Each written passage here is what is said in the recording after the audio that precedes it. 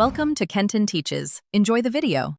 In this video, I will explain how to make a classic Cosmopolitan cocktail.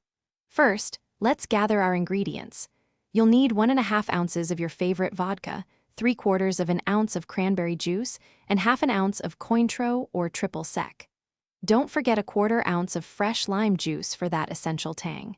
Make sure you have a martini glass ready to chill, along with plenty of ice. Now that you have all your ingredients, it's time to mix. Pour the 1.5 ounces of vodka, 3/4 of an ounce of cranberry juice, 1/2 ounce of Cointreau, and 1/4 ounce of lime juice into your cocktail shaker. Fill the shaker about 2/3 full with ice. Secure the lid tightly and shake vigorously for 15 to 20 seconds until the shaker feels very cold to the touch. After shaking, it's time to serve your beautiful drink. Remove the lid from your shaker and strain the perfectly chilled cocktail into your pre-chilled martini glass.